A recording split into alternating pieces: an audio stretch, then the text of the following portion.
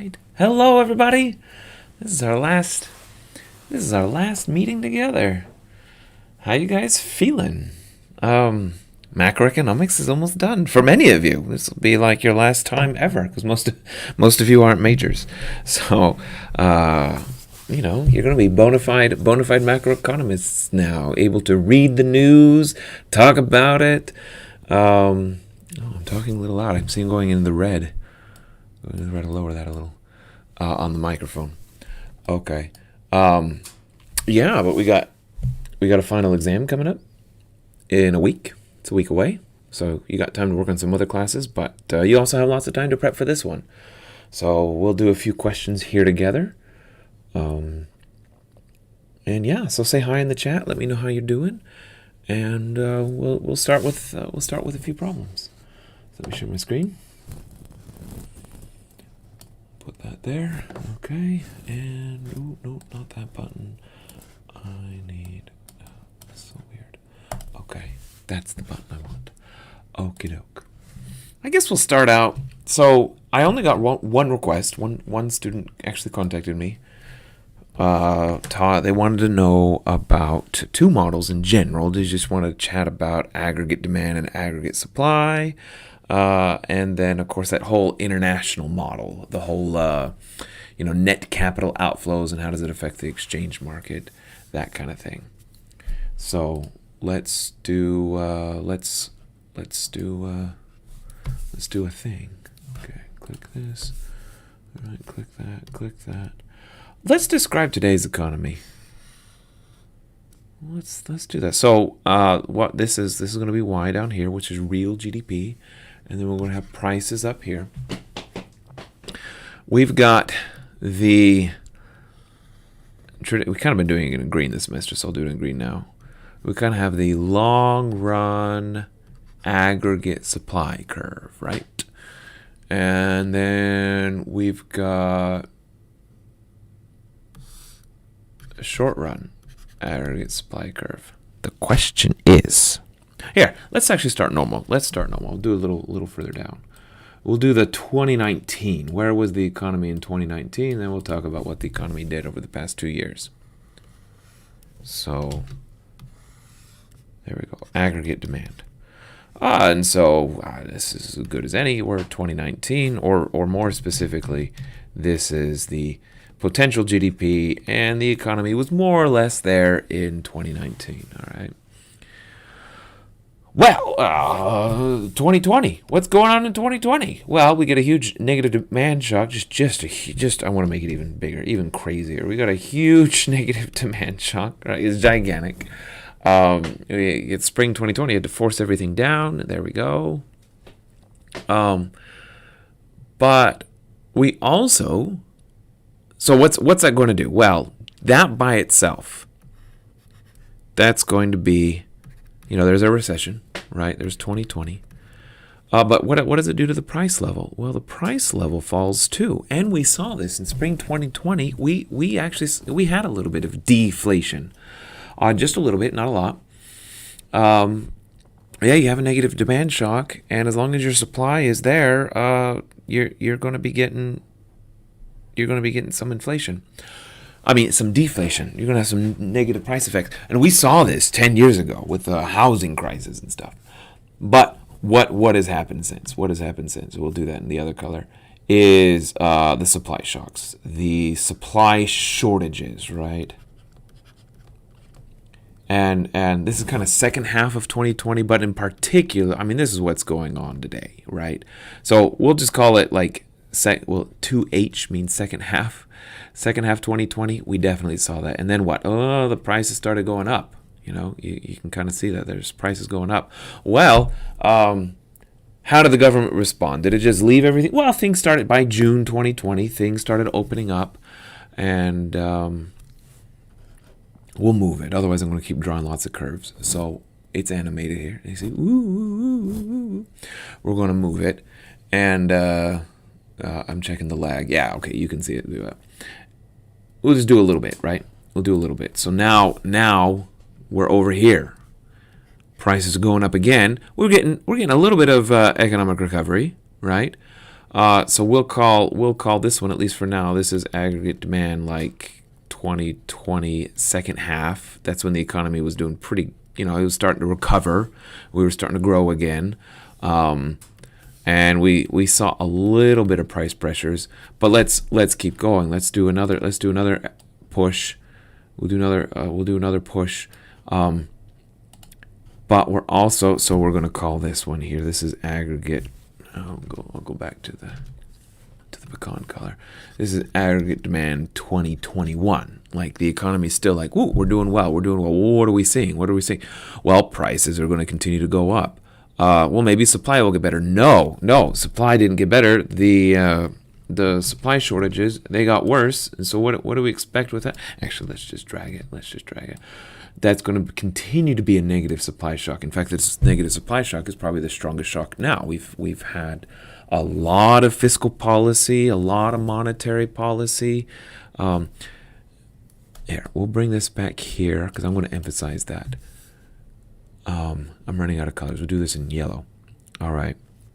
This right here, this shift, that's caused by two things. So we'll call this is all the stimulus, the fiscal policy, and expansionary monetary policy.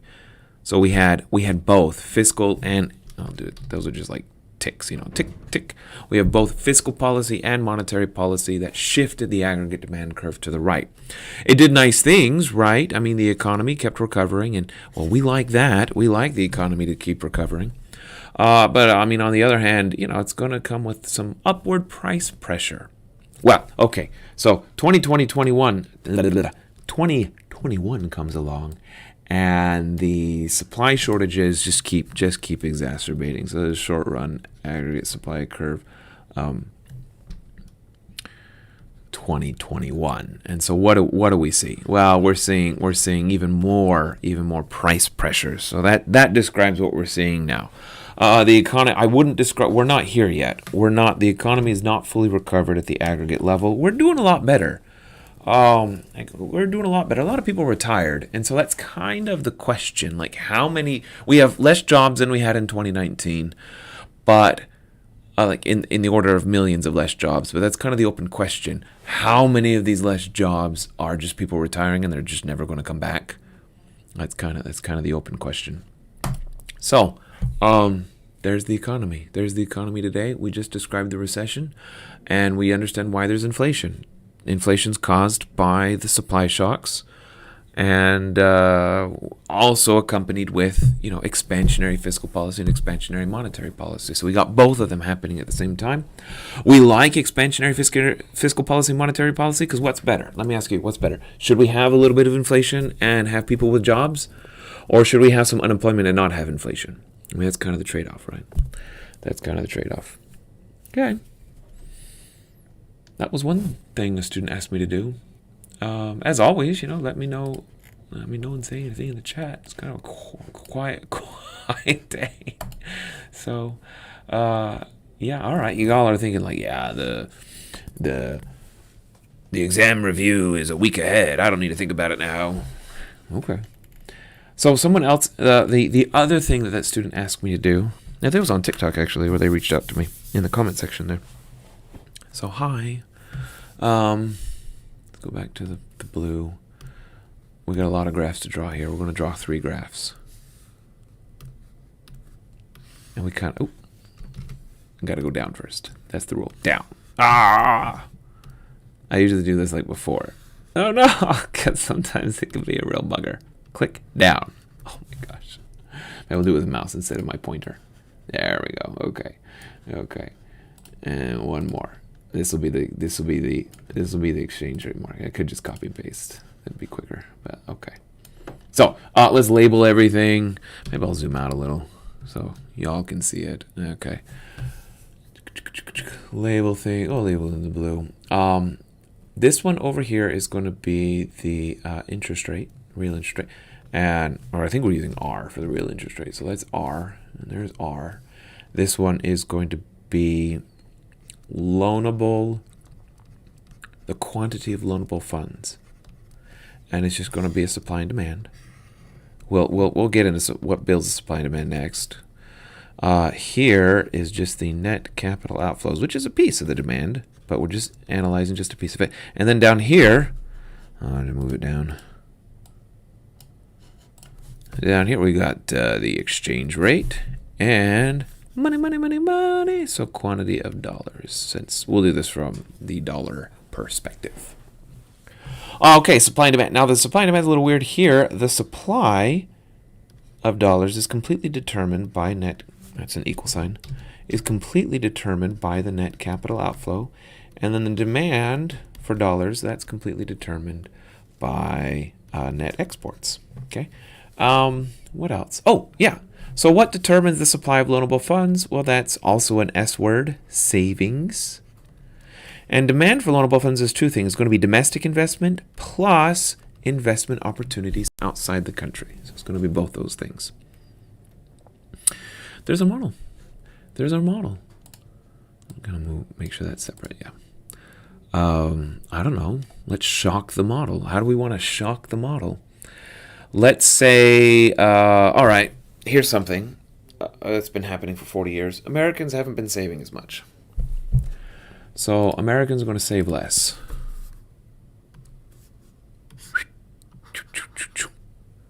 This is, of course, the aggregate economy. Americans are saving less. There we go. What happens? Well, it's going to increase the interest rate. Less savings are going to be available. Let's do kind of that white earlier just to be clear what we're doing here. That means that we have less net capital outflows with a higher interest rate. The investment opportunities inside the country are better. And so people keep their money locally because they keep their savings here because it's the, like I said, the investment opportunities are better. And that means less dollars will be supplied onto the global market. And what does that mean for the exchange rate? Well, it's going to go up. And if the exchange rate goes up, that's going to decrease the demand for dollars, or it's going to decrease net exports. So net exports, well, let's just be kind of clear here. Net exports, so quantity of dollars is less, and as we know, net capital, really ugly handwriting, net capital outflows is equal to net exports. So if net capital outflows goes down, meaning less money out there, the only way for the dollar market to come into equilibrium is if exports become more expensive, and if exports become more expensive, net exports become more expensive, that means there'll be less of them. And that's what, that's one thing we've been seeing for the past 40 years is the United States has been running a trade deficit. That's one of the causes, less savings. All right. I don't know. I mean, I think the trickiest thing with this model is this little tiny bit. One is just like memorizing it and drawing it all out. But then two, after you've memorized it and drawn it all out, remembering that the demand for loanable funds is affected by both domestic opportunities. So, let's say everyone's expecting an increase in, investment opportunities locally. That's going to shift that demand for loanable funds out, and that's going to affect things. The other thing is this little graph. It's a funny little graph. It's just measuring net capital outflows, and the only reason we care about net capital outflows is because that's going to affect the supply of dollars out in the market. And the supply of dollars out in the market is going to affect the market clearing price for dollars, which is what we call the exchange rate, and that in turn is going to affect net exports. And also remembering this helps too. Net capital outflows is always equal to net exports. Always, always, always, always. It's like by definition. So, yeah, do I have chat enabled? No one said anything. I'm a little, not even a little hello. Just, is chat enabled? Or all of you are like, oh, I'm busy doing something else. Why are you going to make me chat? All right. We got a handful of you here. I'll check the email just to make sure. Nope. All right. Okay. It's cold in my office. I got my booster shot yesterday, so I'm not feeling too hot. But yay for the booster shot, right? Yeah. It's annoying. It's annoying. I got my flu shot at a different time too. So that means 4 times this year I've had to like go through this. I think next year I'm just getting the flu shot, and I'm sure it's going to be like an annual COVID shot from now on. I'm going to get the flu shot and the annual COVID shot at the same time. I'm just going to do this once a year. It's going to be more efficient. Because this is less efficient. This is less efficient. All right. Well, I'm a bit of a loss because there's no chat. It's a review session. Kind of my philosophy of a review session is you guys ask questions and I answer them. That's why I'm making sure that the chat's working. Maybe it's not. Maybe I just got a bug, and it's not working. Oh, there's a lot of chatter I'm seeing in the email. Okay. Huh. Oh, great. That's better. Okay, so Sarah and Thunderbolt have emailed me. So don't send me more emails saying this. I could just start another one. Because I hit a button and something else went away. It could just be a bug with YouTube. Okay, so I'm sorry, everyone. You're gonna have to rewrite the chat. I'm gonna close this one down. I'm gonna start another one. I'll put the link on Blackboard, so there'll be a part 2 to this thing.